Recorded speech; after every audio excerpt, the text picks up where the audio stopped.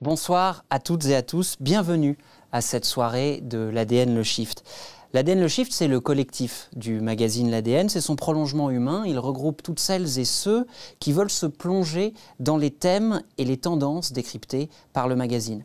Nous vous proposons un journalisme hors les murs, une conversation permanente afin de mieux capter l'esprit du temps et les reflets de demain. Avec le Shift, en fait, et nous voulons vous inviter à vivre ce que nous vivons en tant que médias, c'est-à-dire vous connecter à l'époque, vous inspirer et initier des conversations durables. Ces conversations importantes sont parfois aussi difficiles, douloureuses. Elles peuvent mettre en jeu des drames et des blessures. Et surtout, elles nous forcent à regarder réellement en face, à ne pas taire nos zones d'ombre, nos erreurs. Le progrès et l'apaisement sont parfois à ce prix. Alors ce soir, ensemble, nous allons parler d'une lame de fond qui bouscule le monde professionnel, politique, culturel, la résurgence et l'affirmation de l'intimité face aux structures de pouvoir. C'est un sujet qui n'est pas facile à aborder, c'est un sujet qu'il m'est difficile d'aborder, mais nous allons essayer de comprendre plutôt que d'enflammer. Il nous faut être précis pour ne pas tout mélanger. Nous allons donc tenter de nous cantonner à étudier ce phénomène dans le monde professionnel. Car depuis qu'on a commencé à balancer les porcs dans le sillage de MeToo, on balance dans tous les secteurs. Les agences de communication, les start-up, les écoles d'architecture, d'art et les Sciences Po.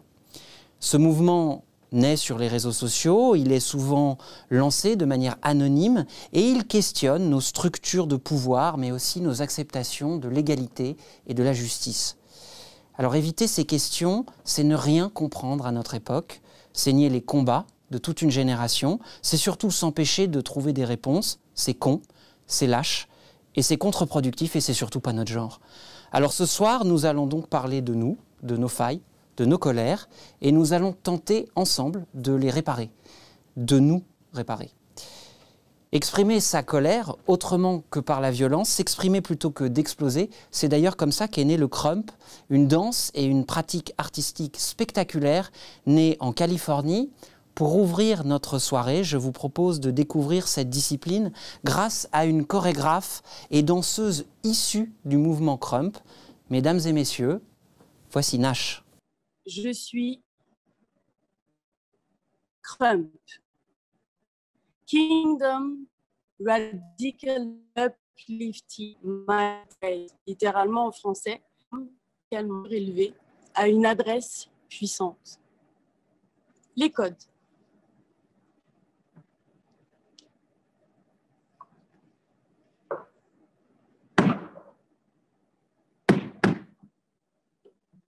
Ça, c'est le stomp. C'est la manière de t'ancrer dans le sol. Tu explores ce sol. Tu as une gourmandise pour ce sol, c'est ton territoire, c'est ton espace. Alors, tu vas chercher l'énergie dans le sol.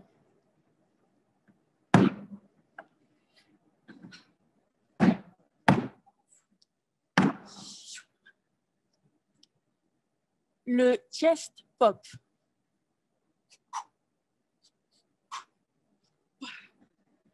Rendre visible le battement de ton cœur. Dire que tu es là, vivante, puissante. Alors, ça monte vers l'élévation. Stomp, chest pop.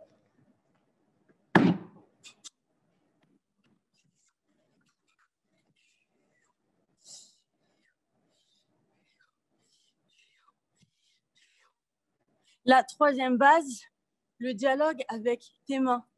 On se crée un nouveau langage. Avec tes avant-bras, on dit que tu talk. Tu vas parler, on se réinvente des codes à nouveau. Jab. Ça, on a emprunté ça à la boxe. Tu places, tu ramènes, tu places, boum. Tu te crées ta rythmique, tu deviens épique. Il y a aussi le arm swing. Tu ramènes quelque chose du bout des doigts, tu regardes, tu t'en débarrasses. Tombe, chest pop, tu places les bras.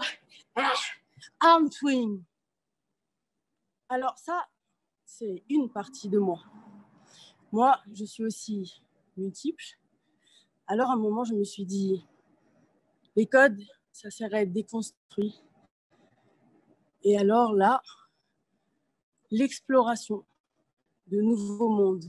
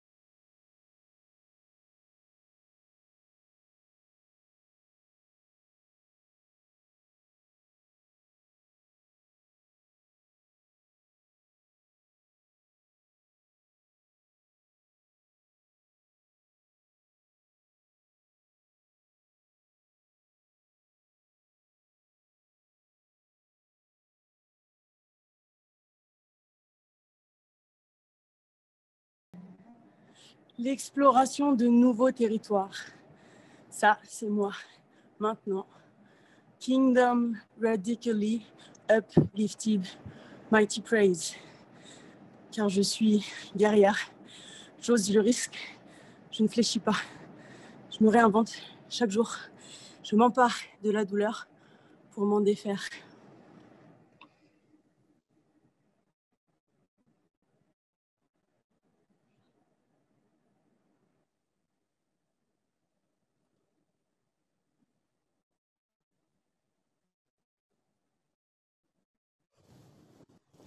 Bonsoir Nash, merci beaucoup d'avoir partagé avec nous votre grammaire et cette exploration que vous venez d'évoquer.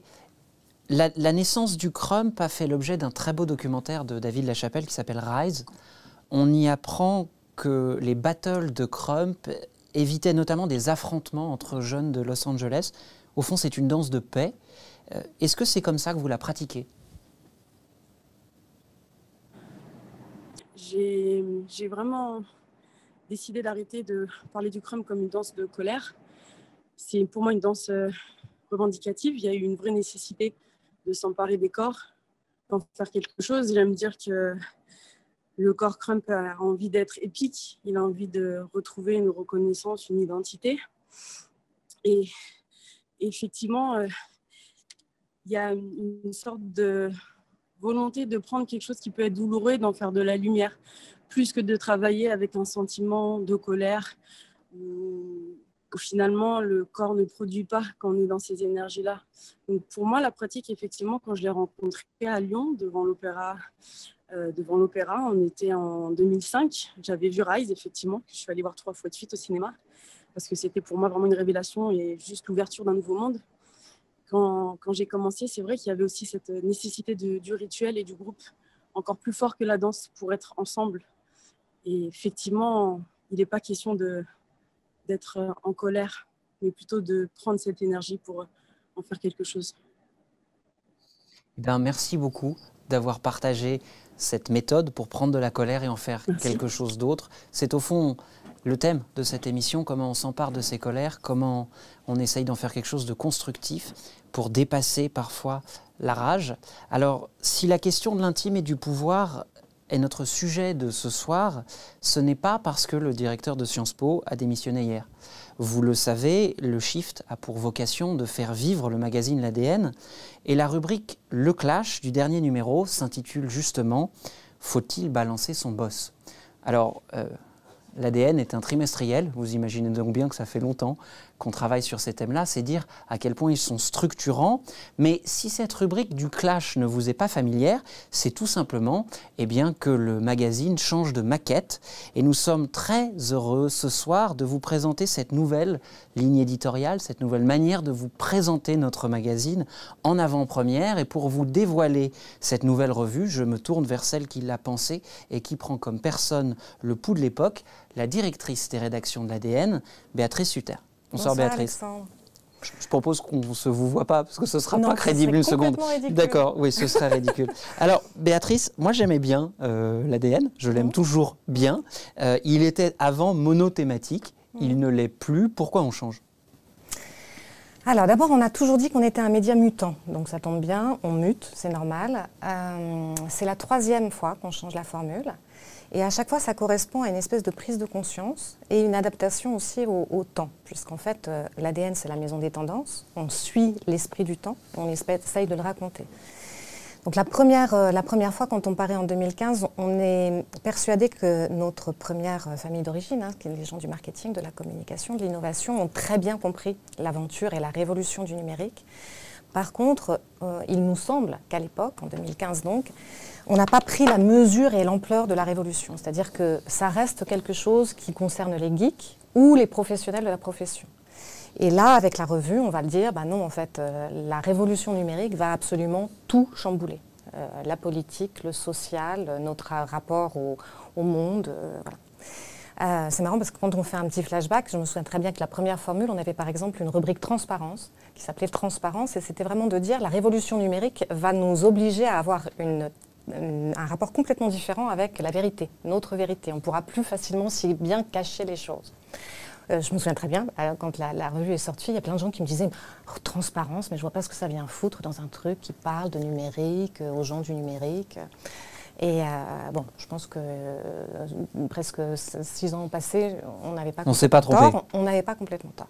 2018, l'année est très chamboulée. On voit monter les mouvements écologistes. À la rédaction, on s'intéresse de plus en plus à l'écologie. On écoute les jeunes, surtout les jeunes, parler de ça. On regarde ce qui se passe en entreprise.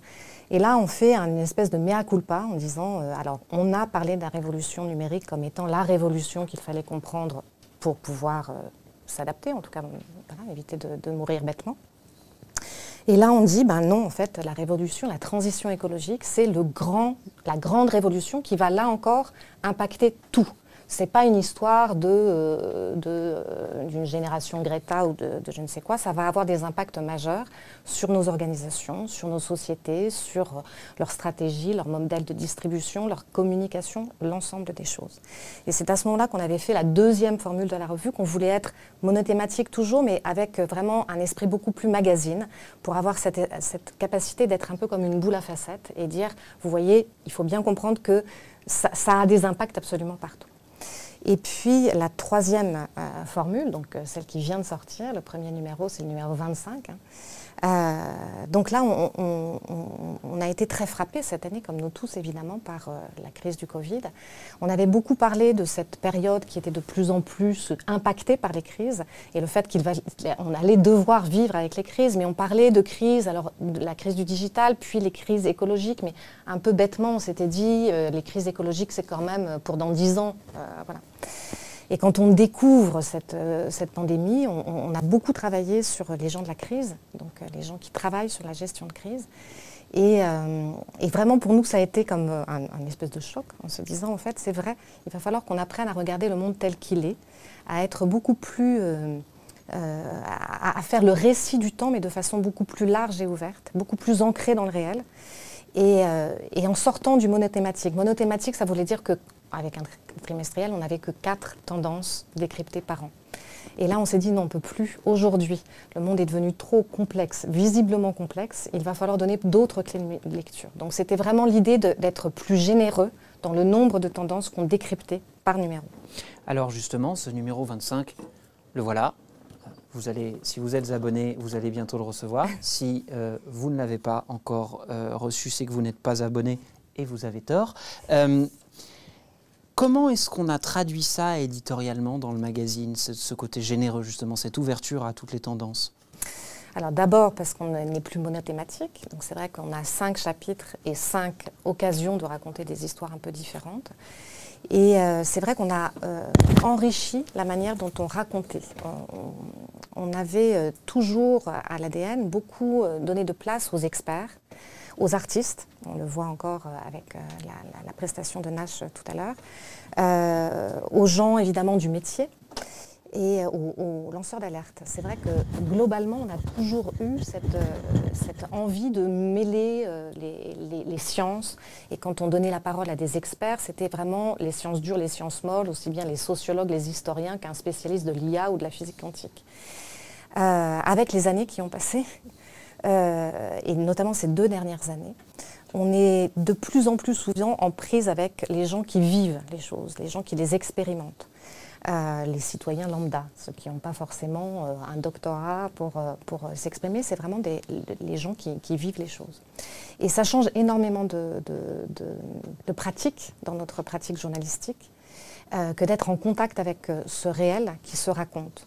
L'ADN a toujours voulu faire de la prospective. On est effectivement la maison des tendances, mais avec ce désir d'être très ancré dans le présent. Beaucoup de gens qui font de la prospective parlent du futur en disant on va essayer de voir en 2030, 2050 à quoi ça ressemblera. Nous, on est beaucoup plus humble. On se dit déjà mettons-nous d'accord sur ce que nous vivons aujourd'hui ensemble. On s'aperçoit que les parents ne savent pas forcément ce que font leurs gamins sur les écrans, pour ne prendre que cet exemple, et il y en aurait beaucoup d'autres. Donc cette capacité à vivre ensemble le temps présent, ça nous a paru être vraiment le code génétique dans lequel on voulait encore se réaffirmer. Donc du récit, plus de thématiques. Tu as dit plusieurs fois, on est la maison des tendances. Ouais. Il y a des cabinets de tendances, il y a des gens qui détectent comme ça en avance de phase ce qui va se passer. Et quand on entend tendance, on pense quand même beaucoup à des arguments en marketing, quelque chose de l'ordre de la communication. Qu'est-ce qu'on va analyser, nous, maintenant? Tendance, parfois, c'est un peu bullshit. Est-ce qu'on fait du bullshit? Alors, oui, de toute façon. Non. Non, la réponse est non. Je ne crois pas qu'on puisse dire que c'est du bullshit. Nous, on n'a jamais prétendu qu'on pouvait lire dans une boule de cristal. Donc c'est vrai que c'est pour ça qu'on est très ancré dans le réel. On raconte ce que font les gens, ce qu'ils racontent qu'ils font et ce qu'on peut démontrer qu'ils font en complétant ces enquêtes par des chiffres, des analyses qui viennent pour le coup d'experts. Donc c'est pas pour faire voilà, des récits où on s'embarque sur de l'imaginaire. On raconte vraiment les choses telles qu'elles se pratiquent toujours, tout de suite. Cette analyse-là, c'est donner aussi assez généreusement la capacité de décrypter qu'est-ce que c'est qu'une tendance. En fait, très souvent, quand on parle de tendance, on a l'impression que c'est voilà, un espèce de bloc monolithe. Non, une tendance, c'est une histoire de gradation. C'est-à-dire qu'il y a des tendances qui sont très avérées, très abouties, d'autres qui sont beaucoup plus émergentes. Et on n'est pas là pour vous dire ça sera forcément comme ça dans 20 ans. On vous dit aujourd'hui, cette tendance-là, voilà où est-ce qu'elle se situe sur le spectre. Et c'est ce spectre-là qu'on a beaucoup retravaillé dans cette nouvelle formule. Et alors justement, ce spectre-là qui structure la nouvelle formule, comment est-ce qu'il s'articule? Comment est-ce qu'il s'organise? Alors hyper visuellement, on a 5 chapitres. 5 chapitres qui vont des tendances les plus émergentes, les moins visibles, à celles qui sont vraiment du domaine du mainstream. Alors toujours avec cette culture du nouveau, donc on va parler de ce qui émerge de façon très visible. Donc 5 chapitres. Premier chapitre, les signaux faibles, donc vraiment les phénomènes qui sont à peine visibles, dont on ne sait pas très bien vers quoi ils nous emmènent. Est-ce qu'ils vont donner quelque chose ou être juste un épiphénomène? Mais c'est ça qu'on raconte dans cette première partie. La deuxième partie, ce qu'on a appelé les idées fortes. Là, c'est vraiment une conviction à l'ADN que pour comprendre l'esprit du temps, il faut regarder aussi ce que donnent les grands athlètes du concept et de la réflexion. Il y a quand même des gens qui se consacrent à la recherche, quel que soit le domaine dans lequel ils se trouvent. Et c'est hyper intéressant d'entendre les analyses de ces gens-là. Donc on va aller chercher, donner un espèce de panorama des grandes idées qui structurent notre temps. Savoir qui est, sur des domaines comme les nôtres, c'est Shoshana Zuboff, Éric Sadin, des gens de ce type, se dire qu'est-ce qu'ils disent et qu'est-ce qu'ils disent de notre époque. Idée forte donc. Troisième chapitre, c'est le chapitre dont on va parler ce soir, ce qu'on appelle le clash. En fait, les clashs structurent aussi les tendances de l'époque. Une époque se définit sur les sujets sur lesquels on s'engueule. Si on s'engueule sur un sujet, c'est qu'il y a forcément une friction. Ça raconte quelque chose de notre temps. Ce n'est pas forcément agréable, ce n'est pas forcément ce dont on voudrait parler, mais il se trouve que ça explose. En matière d'explosion, de sujets un peu explosifs, je pense qu'on n'est pas en manque. Donc là, pour le coup, l'ADN veut non pas dire cette chose-là explose, c'est dire un peu plus loin, essayer de détricoter la chose. Qu'est-ce que c'est l'histoire? Qu'est-ce que ça nous raconte? Quel est le problème que ça pose sur la table et comment on pourrait éventuellement le résoudre? Donc c'est vraiment ce chapitre qui est au centre et qui est là pour aussi reconstituer le dialogue. Donc, signaux faibles, idées fortes, le clash. Et puis, 2 rubriques qui s'appellent vraiment tendance. Une tendance relativement émergente et ce qu'on a appelé le blockbuster. Donc là, la tendance qui fait que si on est passé à côté, on n'est vraiment pas les 2 pieds dans l'époque. Donc, il s'agit de se remettre un peu d'équerre. Sur ce numéro-là, en matière de tendance, on a beaucoup parlé de la matrice, des gens qui sont tombés dans la matrice à 2 pieds, les 2 pieds dedans au moment du confinement. Et cette économie nouvelle qui est vraiment l'économie du numérique, full numérique.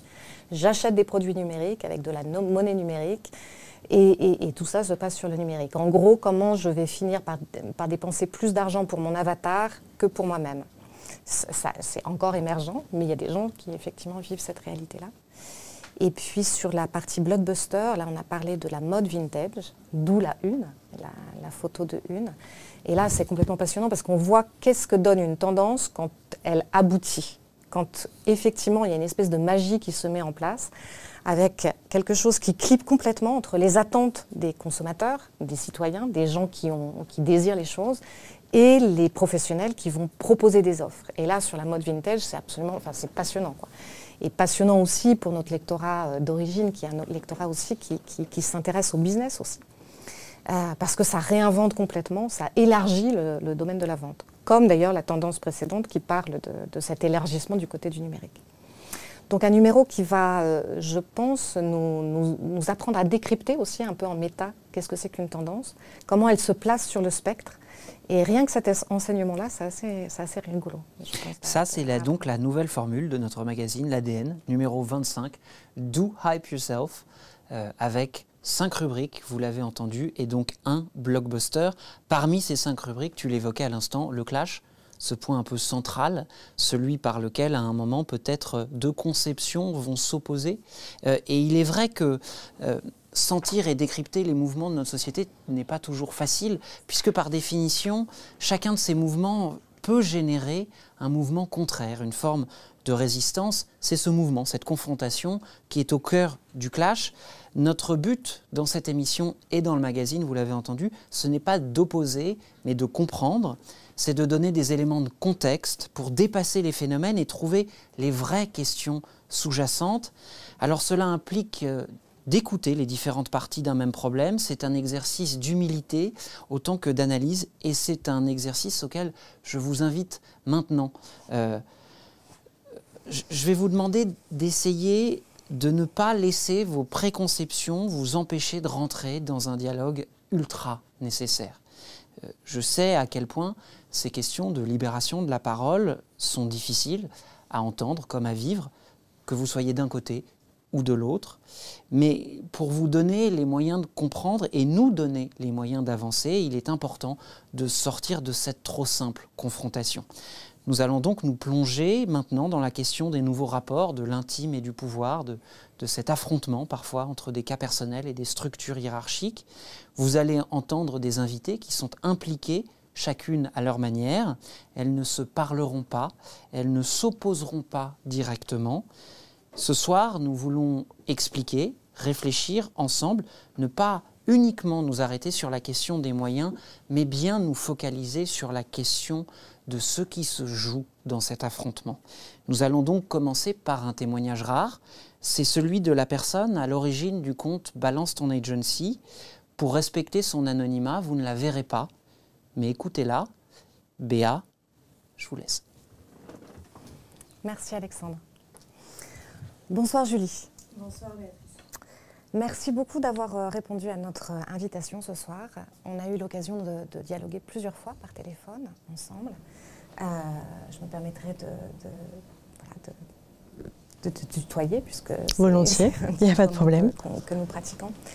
Pour la revue, tu es revenu tu as écrit d'ailleurs un texte qui paraît dans la revue et tu me racontais l'histoire. Comment est-ce que le conte est né? Il est né en septembre 2020, il y a 6 mois.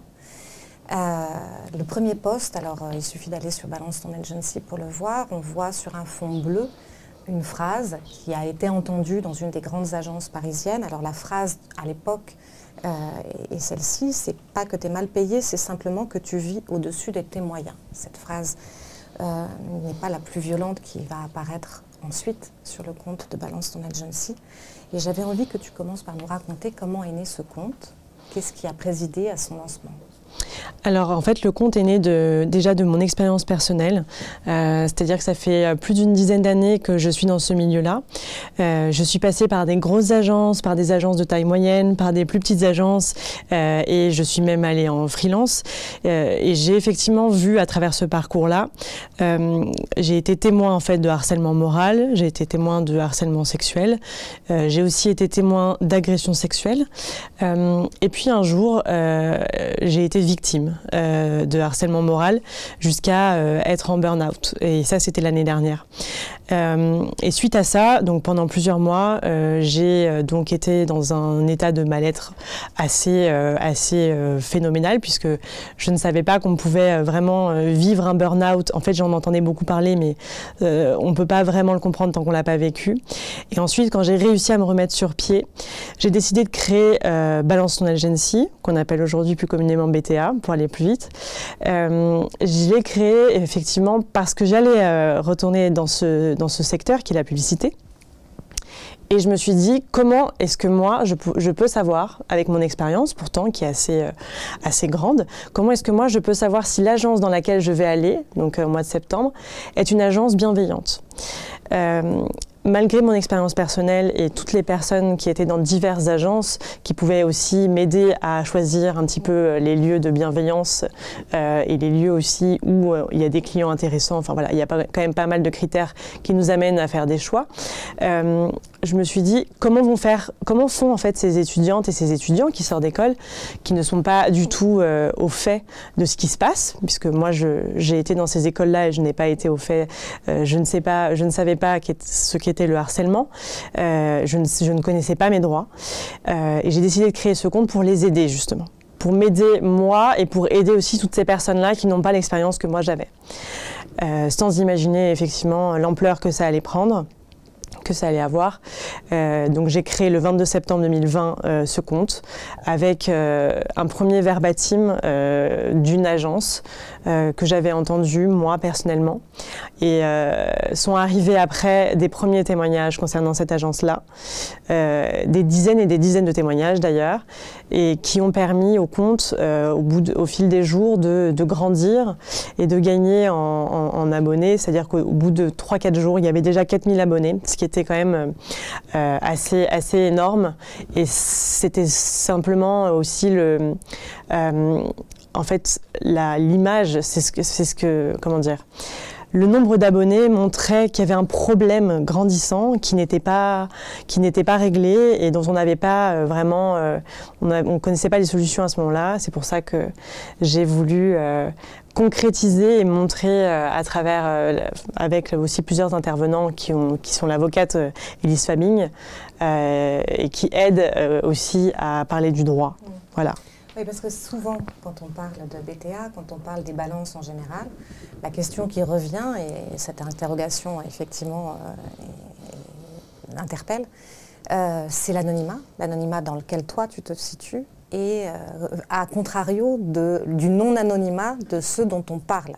Alors souvent, ce n'est pas le cas de tous les posts qui sont partagés, puisqu'aujourd'hui, c'est une story par jour sur Instagram, une très longue story avec beaucoup de témoignages. Dans certains, effectivement, il n'y a ni nom d'agence, ni nom de personne, mais souvent, l'anonymat n'est pas respecté. Donc, comment toi, tu te situes par rapport à ça? Est-ce que tu avais réfléchi à la chose avant? Est-ce que tu contrôles cette chose-là? Comment tu te situes par rapport à ça? Alors non, moi j'ai rien anticipé, sachant que je ne m'attendais pas à cette ampleur. Seulement, j'ai toujours souhaité rester anonyme, car je connaissais quand même un petit peu les risques que je pouvais encourir, c'est-à-dire des menaces déjà de tout type. On peut avoir des menaces de mort, on peut avoir des tentatives d'intimidation, je peux en recevoir aussi par message. Et en restant anonyme, je souhaitais vraiment que tout le monde puisse s'identifier au compte. C'est-à-dire que je ne suis ni un homme ni une femme, je n'ai pas 25 ans, je n'ai pas 34 ans, je n'ai pas 50 ans. Toutes les personnes, tous les genres peuvent vivre du harcèlement, qu'il soit sexuel ou qu'il soit moral, ou des agressions. Et c'est pour cela que j'ai souhaité aussi rester anonyme, c'est vraiment pour qu'on puisse s'identifier, tout le monde puisse le faire. Ensuite, l'anonymat des personnes que l'on dénonce et aussi des entités que l'on met en avant. Alors non, effectivement, on nomme les agences. Je dis on parce qu'il y a plusieurs personnes, enfin je suis seule derrière le compte, mais on est plusieurs à le faire vivre de par les témoignages. Et effectivement, on peut pas, on cache pas le nom des entreprises pour un petit peu les pointer du doigt aussi, parce que les agressions et le harcèlement qu'elles font subir, en tout cas aux employés, ne devraient pas rester dans l'ombre. Et j'essaye aussi de partager en tout cas une majorité de témoignages qui vont concorder pour éviter effectivement la diffamation, parce que c'est pas diffamatoire dans le sens où ça se recoupe quand même assez régulièrement. Je ne partage pas un seul témoignage, j'essaye d'attendre plusieurs témoignages concordants pour les diffuser, surtout quand on a maintenant plus de 60 000 abonnés. On ne peut pas se permettre, on n'a pas vraiment le droit à l'erreur. Et je garde l'anonymat aussi de ceux qu'on me pointe du doigt, c'est-à-dire que je laisse les initiales et après les gens font leur propre enquête et parfois trouvent les personnes qui sont visées, mais volontairement je les cache. Voilà. Après, on se connaît tous, c'est un petit milieu. Donc forcément, on arrive parfois à trouver la personne qui est visée sur le compte. Tu le rappelais, il y a plus de 63 000 personnes qui suivent le compte, sans doute un petit peu plus qui regardent les stories, puisqu'on n'est pas obligé d'être abonné pour aller regarder les partages du compte. Alors qu'est-ce qu'on partage sur ce compte? Qu'est-ce qu'on partage et qu'on voit? Et qu'est-ce qu'on partage et qu'on ne voit pas? Parce que je sais que tu reçois beaucoup plus que ce qu'il ne paraît sur les stories. Tout à fait. Alors déjà, je diffuse beaucoup de témoignages et effectivement, j'en reçois peut-être 4 à 5 fois plus que ce que je ne diffuse, pardon. Donc on peut imaginer la charge émotionnelle, la charge de travail que j'ai, mais que j'ai choisi aussi de porter.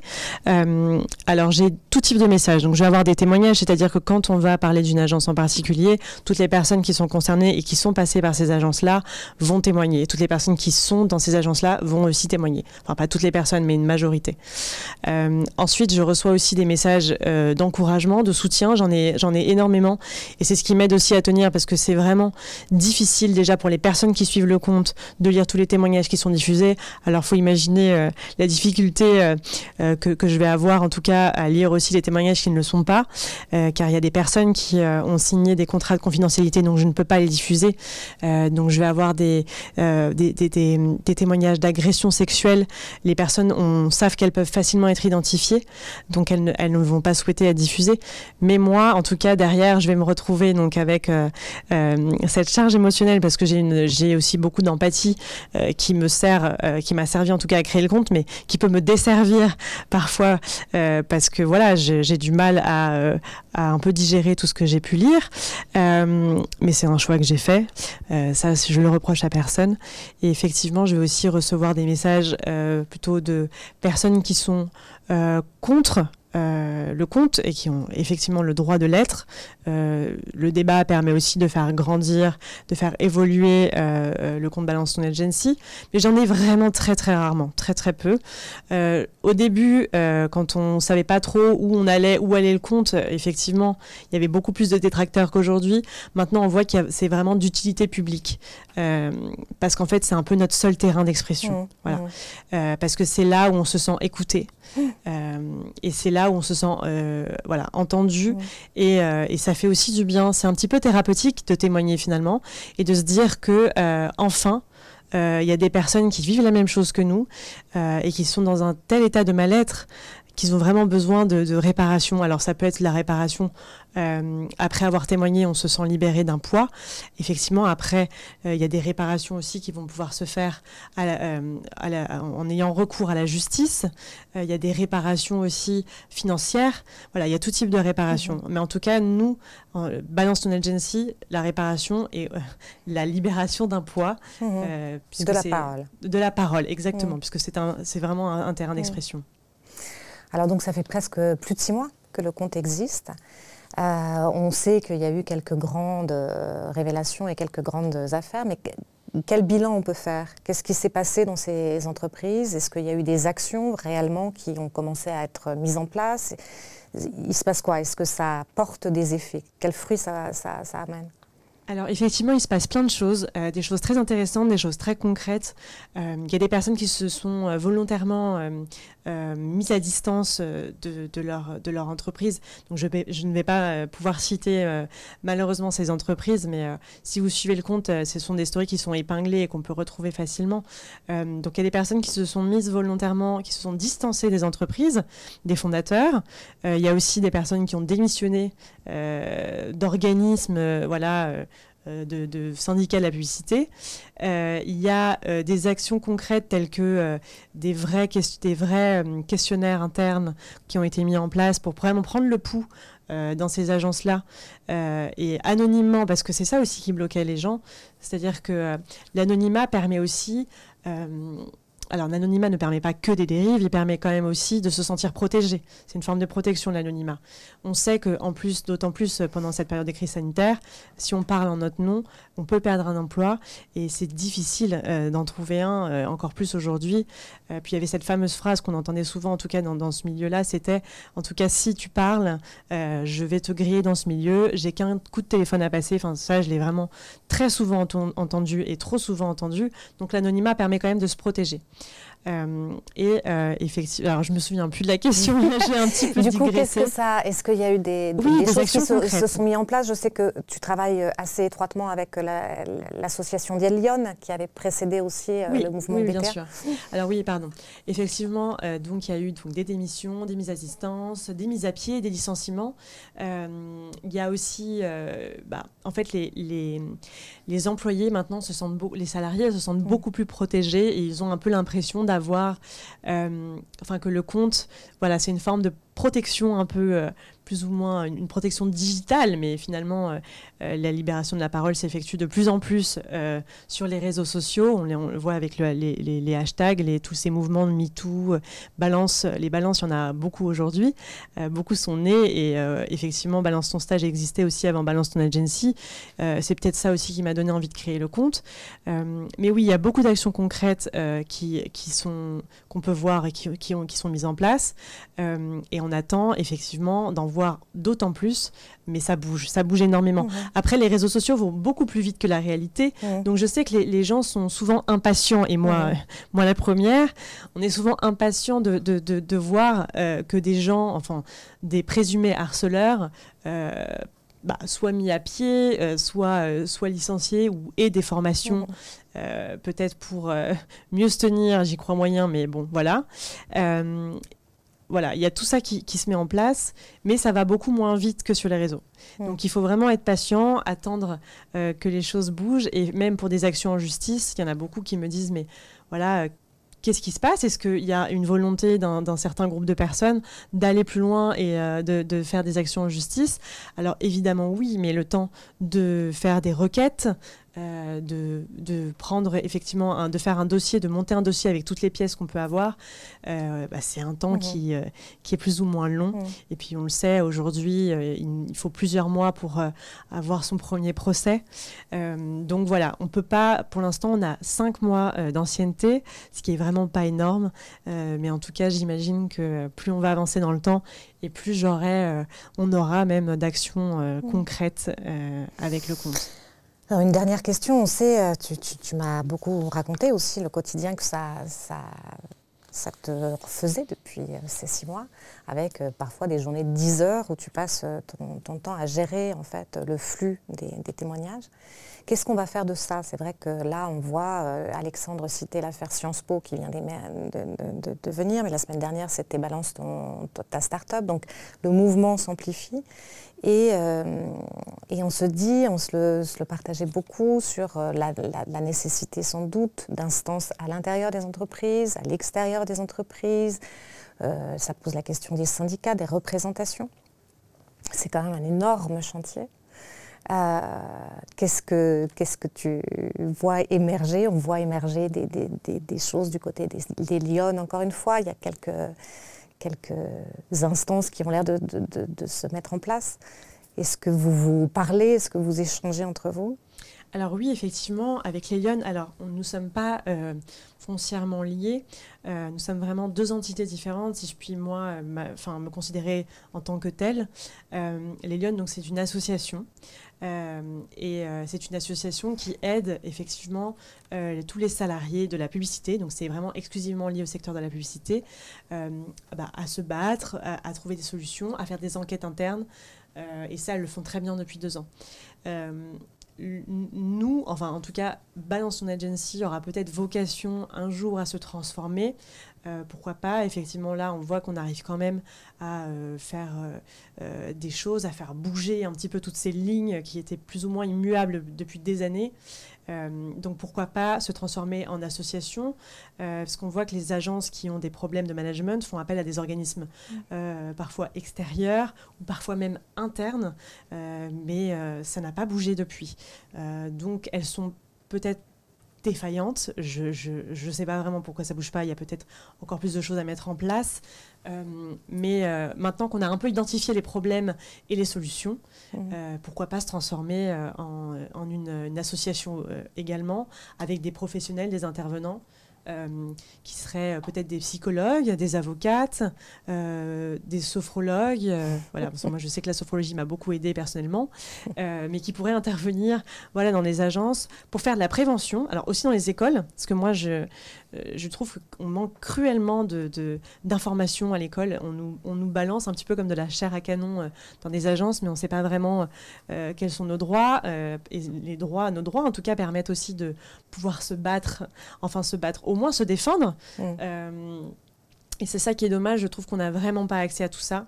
Et on veut simplifier un petit peu toutes ces choses-là, comme le droit avec l'avocate qui fait souvent des lives, Élise Fabing, que je remercie encore aujourd'hui, tous les lundis, et qui permet d'avoir un accès aux droits certains qu'on n'a pas.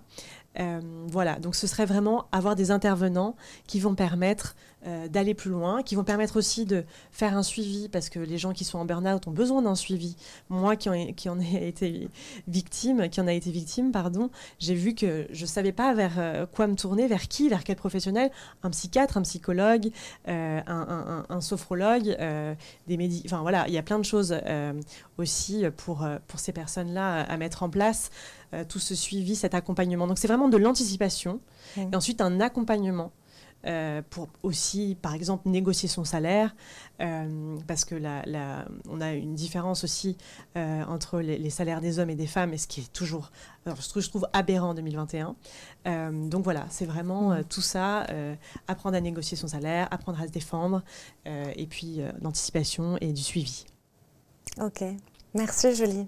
Merci Béatrice. Je vais repasser la parole à Alexandre. Merci à toutes les deux pour cette première phase d'exploration. En tout cas, ce premier sujet, vous venez de l'entendre, parfois il faut balancer pour se libérer et pour protéger. mais dénoncer anonymement sur les réseaux sociaux, donc parfois au tribunal de l'opinion, pose des questions difficiles sur les conséquences de ce procédé et sur la place et le fonctionnement de la justice. Pour aborder cet autre versant du problème, je reçois maintenant l'avocate au barreau de Paris qui a notamment défendu Éric Brion, le premier à avoir été mis en cause par Balance son port.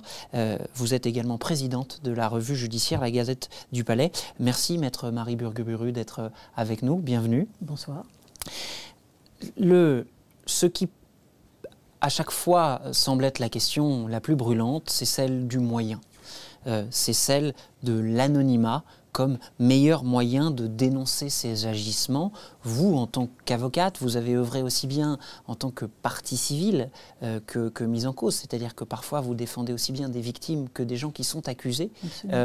Comment est-ce que vous analysez ce recours à ce moyen-là ? Ça dépend de quoi on parle. J'aime bien distinguer la dénonciation de la délation. Là, on n'est plus dans le cadre d'un procès, un cadre judiciaire où là, il n'y a pas d'anonymat. On sait exactement qui est qui, et il y a un débat contradictoire, et chacun sait à qui il s'adresse. Sur les réseaux sociaux, ce phénomène auquel on assiste, qui est un phénomène social qu'on est obligé de prendre en compte, et qui a beaucoup de points extrêmement positifs. Je pense qu'il est extrêmement salutaire. Alors, il n'est pas récent, hein, ça fait... là, on vient d'entendre une... Balance Agency qui a quelques mois, mais en réalité, ça a commencé essentiellement avec l'affaire Harvey Weinstein et MeToo, et ensuite Balance ton port. Il faut vraiment distinguer la dénonciation de la délation. Dénoncer des comportements, ça me paraît absolument salutaire et absolument nécessaire. Et dans beaucoup de ces hashtags qu'on a vu naître, il y a un anonymat, mais j'allais dire peu importe, puisque finalement, on ne dénonce personne. On dénonce des comportements, des propos qui sont parfois véniels et parfois extrêmement graves, mais ça permet de vraiment prendre conscience de non seulement de la gravité de la répétition et du nombre de personnes, hommes ou femmes d'ailleurs, qui sont victimes de ça. Ça, c'est à mon avis extrêmement utile. Ne serait-ce que lire quelques mots, on se rend compte que des choses qui parfois paraissent anodines, quand elles sont répétées tous les jours, on peut comprendre que certaines personnes ne le supportent pas et le vivent très mal. À côté de ça, on assiste aujourd'hui à un mouvement de délation généralisé, avec notamment la multiplication donc, de ces hashtags, où on balance à toutes les sauces tout et n'importe quoi.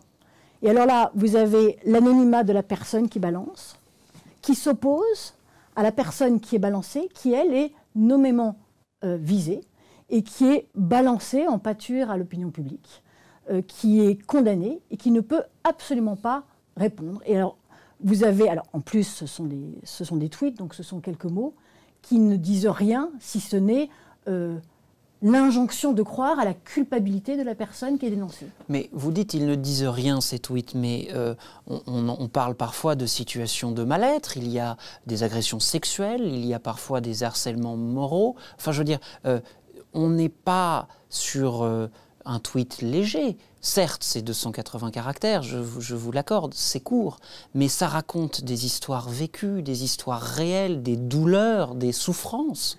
Ça raconte un point de vue qui est peut-être vrai, qui peut-être ne l'est pas. En fait, on voit que sur les réseaux sociaux, on nous montre des généralités, des raccourcis, des condamnations qui sont brutes et qui sont sans appel, là où au contraire, et justement quand les faits dénoncés sont graves, là où au contraire il faudrait faire du cas par cas, il faudrait pouvoir distinguer, il faudrait pouvoir justifier, expliciter pour comprendre. Et là, on a juste des condamnations, on a des sans appel. La personne accusée, qui peut-être n'est pas coupable, qui peut-être l'est, et encore, ça dépend de quoi on parle, parce qu'encore une fois, en quelques mots, on ne peut pas résumer des situations qui sont précisément extrêmement graves. La personne ne peut rien faire, ne peut pas répondre. Et elle est jetée à l'opinion publique, et c'est sans appel. C'est vraiment là où la justice est venue mettre fin à la vengeance et à la barbarie. On assiste aujourd'hui à des mouvements de torture jusqu'aux aveux, jusqu'à ce que les personnes quittent leur poste sans pouvoir rien faire. Mais vous parlez de torture, vous parlez de barbarie. On entend aussi libération de la parole, on entend aussi cas de personnes qui n'ont pas face à elles des structures qu'elles peuvent ébranler. Je pense à des situations hiérarchiques très fortes, je pense à des situations de précarité économique. Est-ce qu'il n'y a pas dans ce mouvement dont vous décrivez les travers, les débords, peut-être les failles, une forme de, au fond, de seul moyen possible, de temps en temps, pour bouger et faire bouger les choses, les systèmes? Est-ce qu'il ne faut pas, de temps en temps, un bon petit coup dans la gueule? Je ne crois pas. C'était peut-être vrai au début. Il y avait un besoin de cris, d'explosion, de lynchage généralisé. On appelle ça la libération de la parole. Je ne suis pas sûre que ce soit une libération de la parole. Je pense qu'il y a une volonté essentiellement de vengeance. Je pense que ça libère surtout d'apporter la preuve, d'avoir un débat contradictoire et de pouvoir s'expliquer. Est-ce que ces personnes-là ont d'autres moyens de faire part de ce mal-être? Pour la plupart, oui. D'abord, la plupart des personnes qui font ça n'ont jamais saisi la justice. Donc, entendre dire que la justice, on ne peut pas parce que c'est trop long, parce que c'est trop compliqué, parce que ça n'aboutit pas, c'est parfois vrai. Je suis la première d'ailleurs à dénoncer un processus qui est parfois trop compliqué, qui est insatisfaisant, qui manque de moyens humains, matériels, c'est incontestable.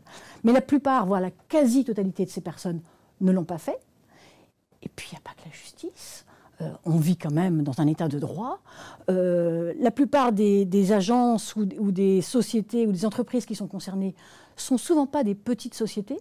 Donc, s'il y a plus de 50 salariés, il y a des instances, et la loi Sapin qui prévoit des instances où, sous couvert d'anonymat et de protection, on peut aller dénoncer toute une série de comportements. Et si on n'est pas dans ce cadre-là, on peut aller voir un avocat qui n'est pas obligé d'intenter immédiatement une action. On peut écrire des courriers, on peut se regrouper. Ces hashtags-là pourraient utilement faire en sorte de faire rencontrer les personnes qui vivent des situations similaires et qui pourraient ensuite porter à la connaissance de la direction des personnes concernées, pas sur les réseaux sociaux, mais dans le cadre de l'entreprise, en disant voilà, nous subissons ça, nous ne voulons plus le subir. En réalité, ce côté, on le dénonce comme ça et on reste anonyme parce qu'on sait très bien que si on dit notre nom, on perdra notre emploi, c'était peut-être vrai avant et c'est l'un des bénéfices de ces mouvements-là. Aujourd'hui, celui qui va dénoncer publiquement le comportement ou les propos d'une personne, justement parce que ce sera public, ne pourra pas se voir opposer le lendemain un licenciement ou, au contraire, il y aura toutes les preuves sur le fait que c'est la réponse du berger à la bergère. Donc, au contraire, ça protège. Par ailleurs, il y a des condamnations donc, qui sont, à mon sens, beaucoup trop rapides, qui ne correspondent pas forcément à une réalité. Encore une fois, la volonté de parler peut parfois être motivée par des raisons sincères, mais la nature humaine est faite que parfois, pour des raisons de règlement de compte, de vengeance, de jalousie, on peut également porter des accusations qui sont fausses et qui du coup sont absolument dramatiques. Et je voudrais quand même dire aussi que derrière ces accusations qui ont des conséquences pour certaines sociétés qui sont dramatiques, ça met la personne accusée dans une situation dramatique, mais pas qu'elle. Derrière elle, il y a une entreprise, il y a d'autres salariés, et l'entreprise elle-même devient sujette, et devient victime également de ces mouvements de délation, et ça met finalement en danger beaucoup de personnes. J'entends dans votre propos un équilibre délicat, difficile, douloureux, entre la fin et les moyens, d'une certaine manière. Vous dites ça met en danger les entreprises. Est-ce que les entreprises ne mettent pas en danger leurs salariés si elles ne se saisissent pas de ces sujets? Et pour aller dans votre sens, vous nous dites il y a des structures, il y a des lois. Est-ce qu'on n'en est pas arrivé là parce que ces structures sont aujourd'hui inadéquates? Je crois pas. Je crois qu'il y avait... alors là aussi, c'est bien. Je pense qu'il y avait aussi Oui, le problème, c'est que ce sont beaucoup de généralités et en réalité, les situations sont différentes, évidemment, d'une entreprise à une autre. Mais je pense que l'un des points positifs, c'est que manifestement, il y avait un problème de communication. Moi, je veux bien qu'on pointe du doigt certains qui n'auraient pas les comportements adéquats. Alors, là aussi, on parle de choses parfois extrêmement légères à des choses beaucoup plus graves. On ne peut pas comparer des phrases d'humour plus ou moins bien placées à des agressions morales, sexuelles, psychologiques. Enfin, il y a une échelle qui n'a rien à voir.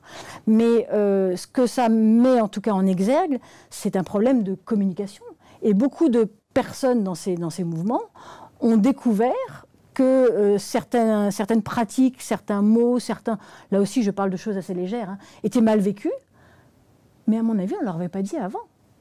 Et peut-être qu'il y avait une autre façon de leur dire que de les jeter en pâture à l'opinion publique. Alors qu'est-ce que vous considérez... Oula, j'ai du mal sur celle-là. À votre avis, oui, quelle serait dans ce cas-là la plus juste procédure? Par plus juste, j'entends pour les deux parties, c'est-à-dire les victimes ou celles qui se considèrent comme telles. J'entends que dans votre analyse, tout le monde ne l'est pas à la même échelle. Entre les victimes et les accusés, quels seraient selon vous les meilleurs moyens pour à la fois protéger, peut-être punir, mais aussi respecter la présomption d'innocence? La parole, mais la parole dans le cadre, et c'est l'un des avantages de la justice, mais c'est pas le seul lieu possible. L'avantage d'un procès, c'est qu'il y a des droits, mais il y a des droits pour les deux. Il y a des droits pour la personne qui est accusée et qui est présumée innocente, et il y a des droits pour la victime, qui se dit victime, et les droits de chacun doivent être respectés. Et dans le cadre d'un procès équitable, où les uns et les autres auront la parole, dans ce débat contradictoire, où il y aura un échange de preuves et d'arguments, on peut aboutir, on aboutit parfois, pas toujours, mais on peut aboutir à une forme de dialogue, et on peut aboutir aussi à, au-delà du dialogue, à trouver des solutions pour comprendre et pour faire en sorte que les choses changent.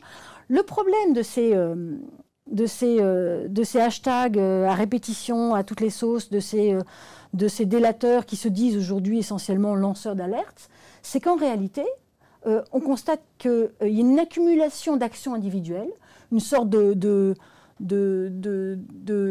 cette libération de ce que j'appelle ce cri, ce lynchage individuel qui fait peut-être du bien sur le moment, mais elles se suivent et il n'y a pas de réflexion de fond sur le sens et sur le comment faire pour changer les choses. Et finalement, et d'ailleurs on oublie, c'est-à-dire que on le constate d'ailleurs, il y a une société est la cible, puis quelques jours après c'en est une autre, et puis quelques jours après c'en est une autre, et en réalité ça s'additionne, mais il n'y a pas de synthèse, il n'y a pas de réflexion d'ensemble. Alors, on va essayer, nous, de la mener ici. J'ai juste une dernière question, parce que j'ai vraiment à cœur d'essayer d'équilibrer cette conversation que je sais être difficile pour vous, pour ceux qui nous écoutent, pour la personne qui a témoigné juste avant.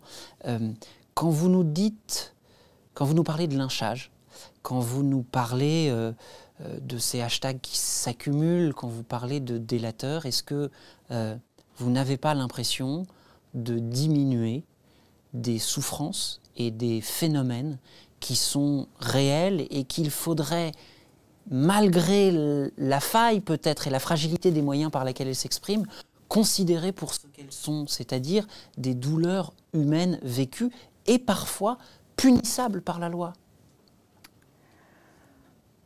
On ne répare pas une injustice par une autre injustice.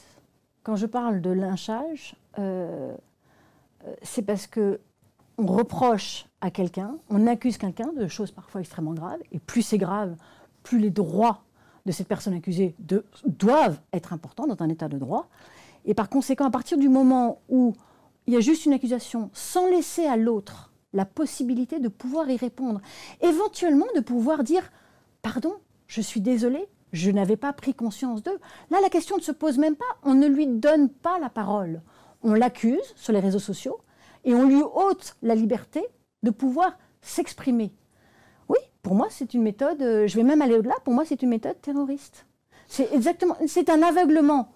Et on fait ça en plus. Et puis en plus, aujourd'hui, la délation est devenue morale, voire moralisatrice. Ça ne choque absolument personne. Là où on s'est battu pour pouvoir permettre à toute personne accusée dans un état de droit, dans un état démocratique, de pouvoir se défendre, juste de pouvoir se défendre.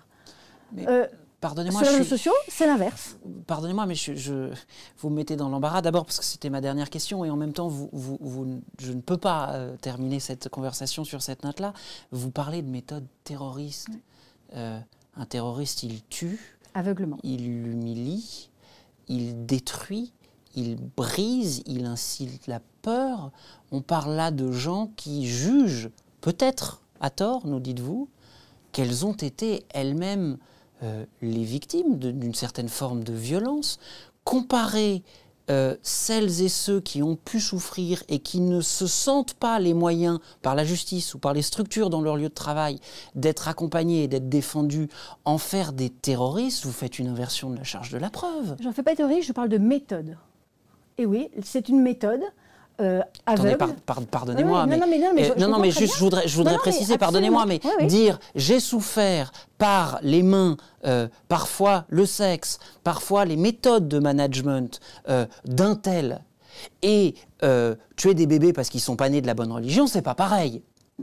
La méthode qui empêche à l'autre de pouvoir s'expliquer, de pouvoir répondre, est une méthode terroriste. Et c'est la raison pour laquelle je ne dis pas qu'il faut se taire, bien au contraire.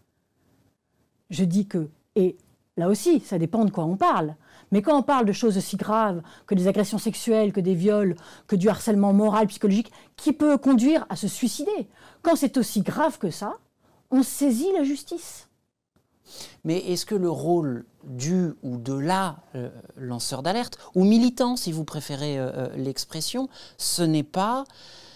là aussi d'introduire une distance, peut-être un petit choc dans le système. On voit bien qu'il y a là des structures hiérarchiques anciennes qui sont en face de réflexes, de valeurs qui ne sont pas toujours partagées au sein d'une entreprise. Dire de quelqu'un qu'il n'a pas envie de se prendre une main au cul quand il est au bureau, ou dire de quelqu'un que, franchement, quand on lui dit qu'il ne gagne pas assez parce qu'il bosse que 27 heures par jour, et le dire alors qu'il n'a pas de relais, le dire sur les réseaux sociaux, vous préférez pas parler de militantisme que de terrorisme? Mais qui vous dit qu'ils n'ont pas de relais? Et qui vous dit qu'il faut obéir à cette injonction de croire ce qui est dit? Comment vous le savez? Pourquoi, à quel titre, la parole d'une personne aurait plus d'importance que la parole d'une autre? Je ne dis pas que c'est faux. Je dis juste que les gens extérieurs, donc vous et moi, nous ne pouvons pas savoir si c'est vrai ou si c'est faux. Et cette injonction de croire, aveuglement, est pour moi une méthode qui s'assimile à des méthodes terroristes. Je ne dis pas que ce sont des terroristes, je dis que la méthode est la même. Et dans un état de droit, où on s'est au contraire battu pour l'un des piliers de la démocratie, c'est le droit de pouvoir se défendre. Soit tout seul, soit d'avoir un défenseur, d'avoir un avocat ou quelqu'un qui porte votre parole. Sur les réseaux sociaux, les accusations qui sont portées vous ôtent cette liberté. Et c'est une liberté fondamentale, mais c'est pas moi qui le dis. Et la présomption d'innocence, c'est ça aussi. C'est le fait de pouvoir se défendre. J'ai commencé cette émission en disant que j'espérais qu'on allait pouvoir mieux comprendre et apaiser parfois les confrontations. Peut-être ai-je parlé un peu trop vite. En tout cas, dans ce débat, on entend toute la complexité de ce sujet. Je vous ai demandé, à vous, téléspectateurs et téléspectatrices, de suspendre un peu votre jugement parce qu'on allait tenter de prendre un peu de recul sur ces questions. Merci, Maître, d'avoir apporté ce témoignage, cet aspect-là aussi de cette discussion. Vous nous disiez tout à l'heure qu'il fallait justement prendre du recul, considérer les effets de structure. C'est très précisément ce que nous allons faire avec notre dernière invitée de la soirée. Nous allons essayer de considérer les effets de nos méthodes de management et d'organisation. Après tout, si les victimes se tournent vers les réseaux sociaux, si d'ailleurs elles sont devenues victimes ou plaignantes, nous direz-vous, Maître, c'est que quelque chose ne fonctionne pas. Alors pour essayer de trouver ce qui dysfonctionne, ce qui nous manque. Je vous propose d'accueillir maintenant une sociologue du CNRS. Elle est spécialiste des questions du travail. Merci, Madame Danielle Linhart, de vous joindre à nous ce soir. Bonsoir, Madame Linhart. Merci beaucoup d'être avec nous. Alors, vous êtes sur ce plateau car vous avez participé, vous aussi, au numéro 25 de l'ADN Le Shift, pour éclairer les effets de système sur ces questions qui nous occupent. Ma première question s'adresse à celle qui a le recul sur ces effets justement de système. Est-ce que vous voyez dans ces mouvements de libération de la parole ou d'accusation une conséquence au fond d'un management qui serait toujours plus individuel? Oui, absolument. Et en continuation avec, je trouvais extrêmement intéressant, l'avocate disait qu'il est difficile pour les personnes qui sont mises en accusation sur les réseaux de se défendre, mais je dirais qu'un des problèmes majeurs vient du fait que ceux et celles qui viennent témoigner sur les réseaux sociaux, c'est parce qu'ils ou elles ne peuvent pas se défendre au sein de l'entreprise. Donc, on est dans un rapport de réciprocité. Certes, l'accusation sur les réseaux met en difficulté ceux qui sont considérés comme des harceleurs parce qu'il leur est difficile de se défendre, mais je crois que cette explosion de témoignages sur les réseaux est le symptôme même du fait qu'en entreprise, il est extrêmement difficile, voire impossible, de critiquer, de remettre en question les comportements, les agissements des managers. Et ça, c'est un problème majeur. Je pense que ce que révèlent les réseaux, c'est une sorte de tragédie. Effectivement, comme vous le disiez, lié à un individualisme extrêmement important, je dirais voire même une personnalisation de la relation de chacun à son travail, où les salariés sont sollicités pour montrer la qualité de leur engagement, leur désir de sortir de leur zone de sécurité et acceptent de se mettre en concurrence avec leurs collègues. On est loin de ce qui se passait il y a encore 20, 30 ou 40 ans, où il existait des collectifs informels de salariés qui partageaient le sentiment d'un même destin, qui prenaient en compte les difficultés des uns et des autres, qui géraient de façon commune la souffrance et qui, lorsque quelqu'un était dans la cible d'un contremaître, venait l'aider. Là, ce que nous voyons, c'est une espèce de désert social où les salariés sont pris dans une épreuve solitaire, où ils doivent en permanence faire leurs preuves, atteindre leurs objectifs. Et puis, surtout, ce que l'on oublie trop, je ne l'ai pas entendu tout à l'heure, ils sont dans le cadre du salariat liés par un lien de subordination. Il ne faut pas oublier cette inégalité fondamentale qui est au cœur des entreprises, qui est au cœur de la relation salariale et qui fait qu'un salarié se doit d'obéir à son supérieur hiérarchique et n'est pas en capacité de le remettre en question. Du coup, lorsqu'on fait pression sur lui, lorsqu'il y a des ambiguïtés aussi dans la parole ou dans les comportements, il est extrêmement difficile de franchir ce cap de la subordination et de dire « arrête, ça suffit ». D'ailleurs, j'en ai parlé avec les collègues et tout le monde va venir te voir ou vous voir pour dire que ça n'est pas possible. Donc, on a là un symptôme du fait qu'il y a des, je termine ma phrase, il y a des souffrances qui ne peuvent être portées publiquement parce que les salariés sont pris dans des logiques individualisantes et mis en concurrence et dans un lien de subordination. Et donc, si je vous suis, il faudrait remettre du collectif au fond, c'est-à-dire retrouver le sens du travail ensemble. Mais est-ce que c'est ce rôle de défense, tout à l'heure, la personne derrière le compte Balance Non Agency nous disait qu'il fallait donner de l'information, il fallait défendre, il fallait parfois mieux expliquer les droits. C'est le rôle d'un syndicat, ça ? Parfaitement, c'est le rôle des syndicats, sauf que nous sommes dans une situation depuis une vingtaine d'années où les syndicats sont de moins en moins, ont de moins en moins de représentants syndicaux dans les entreprises, où ils représentent à peu près 8 à 10% à l'heure actuelle des salariés. Et puis, ils n'ont pas pour vocation à être le relais de problématiques individuelles. Ils sont là plutôt pour porter des revendications d'ordre collectif, liées au salaire, à la durée du travail, à des conditions de travail qui se dégradent de façon générale, à des problèmes de stabilité de l'emploi, à des questions de restructuration. Mais ils ne sont d'ailleurs pas spécialement formés, ils essayent. Ils commencent à prendre en compte cette réalité qui relève de la santé mentale et ils essayent d'être présents sur ce front-là.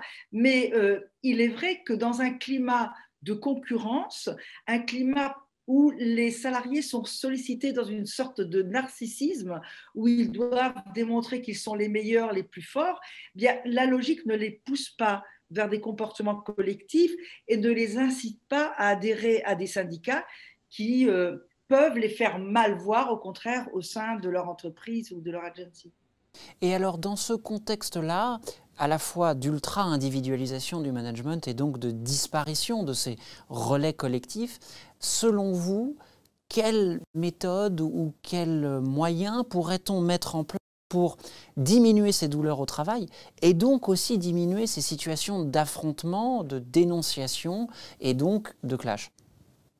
Oui, eh bien, il faudrait que les salariés se mettent à repenser un peu ce qu'est le travail fondamentalement. Parce que le travail, ça, les sociologues sont bien placés pour le dire, comme les psychologues d'ailleurs, c'est une activité fondamentalement socialisatrice parce qu'on travaille avec les autres, on coopère avec les autres pour satisfaire le besoin d'autrui. Donc, on est inscrit dans une logique qui est socialisatrice. Or, là, précisément, la modernisation managériale a piétiné cette dimension sociale du travail, a mis, comme je l'ai dit, en concurrence les uns avec les autres, ce qui dénature aussi profondément la qualité de l'engagement de chacun dans son travail. Et il est nécessaire de repenser ce que doit être le travail. C'est une urgence d'ailleurs qui s'affirme non seulement en regard de ces questions dont on débat ce soir, du mal-être des salariés, mais c'est aussi une question qui doit être débattue au regard de la façon dont les besoins des usagers ou des consommateurs ne sont pas pris en considération et dont les ressources de la planète elles-mêmes sont piétinées parce que nous sommes dans des logiques de production et de consommation qui sont absolument délétères.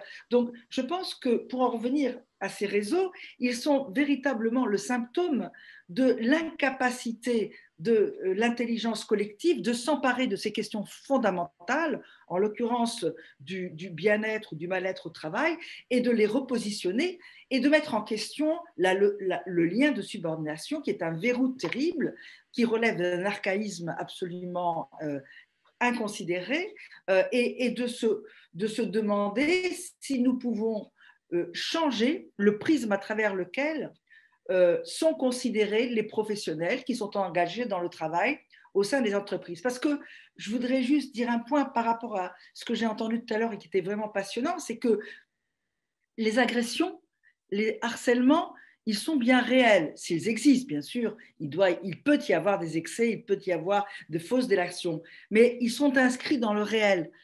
Les témoignages qui se font sur les réseaux, même s'ils relèvent de la réalité, sont inscrits dans le fictionnel, dans le virtuel, dans quelque chose qui n'est pas incorporé, qui n'est pas lié à une interaction, je dirais, d'individu à individu au sein de collectifs présents. Et donc, c'est quand même dramatique de penser que des douleurs, des souffrances, des agressions qui sont bien réelles et que l'on vit dans le travail, on est obligé de les expurger en quelque sorte sur le net, dans quelque chose qui a malgré tout des paramètres qui ressemblent au vide, à une espèce de virtuel, de fictionnel. Donc là, ça n'est pas, à mon avis, un bon moyen. Or, et il se rajoute aussi les questions qui étaient posées du point de vue juridique. Je crois qu'il nous faut libérer l'intelligence collective pour reconsidérer ce qu'est véritablement le travail dans notre société et ce que sont véritablement les entreprises. Et je voudrais juste terminer en disant une chose importante. À mon avis de sociologue, les entreprises n'appartiennent pas, ne doivent pas appartenir au patronat ou aux directions. Elles représentent une collectivité où sont partie prenante des salariés de base, un encadrement intermédiaire de proximité, un encadrement supérieur, voire des actionnaires. Mais le problème est qu'en 1998, de façon extrêmement symbolique, le patronat, qui s'appelait à l'époque CNPF, le Conseil national du patronat français, s'est rebaptisé le Mouvement des entreprises de France. C'est-à-dire que le patronat s'est arrogé symboliquement le droit de se confondre ou de se fusionner avec les entreprises et de parler au nom des entreprises, au nom du travail. Le patronat dit, nous les entreprises, nous le travail avons besoin qu'eux. C'est sur cela qu'il faut revenir et refaire leur place à tous ces professionnels qui ne ménagent pas leur effort, leur temps pour produire des biens et des services qui sont nécessaires à notre société, mais il faut leur laisser une place qui permettra que le respect domine et que si ce respect n'existe pas, il y ait des collectifs pour prendre en charge ces problématiques. Merci beaucoup, Madame Linhart. Je retiens un mot qui résonne particulièrement chez nous à l'ADN. Vous nous avez dit qu'il faut engager les moyens du présent. Je l'entends à la fois par celles et ceux qui sont avec nous physiquement là dans un groupe et aussi la temporalité que nous vivons, celle du moment. C'est précisément ce qui nous guide à l'ADN, le magazine, évidemment au magazine Le Shift. Mesdames et messieurs, il va bientôt être l'heure de se quitter et nous n'avons pas tout réglé. Évidemment, ces questions sont beaucoup trop denses pour les régler en 1 heure et surtout, c'est impossible de le faire sans dialogue. Or, ce soir, vous n'avez pas vraiment eu la parole. C'était un temps d'explication et de réflexion. Alors, nous allons ouvrir le temps de la conversation et du dialogue lors des prochains rendez-vous de l'ADN Le Shift. Le 3 mars, nous recevrons la philosophe Fanny Lederlin pour une conversation d'1 heure avec celles et ceux d'entre vous qui le souhaiteront. Le 10 mars, nous recevrons à nouveau la personne derrière le compte Balance ton Agency pour que vous puissiez lui poser directement vos questions.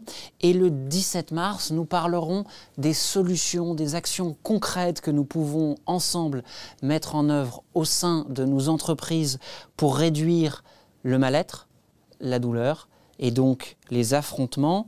Vous le savez, sans vous, nous ne faisons que parler. Avec vous, nous pouvons agir. Bienvenue au Shift. Bonne soirée.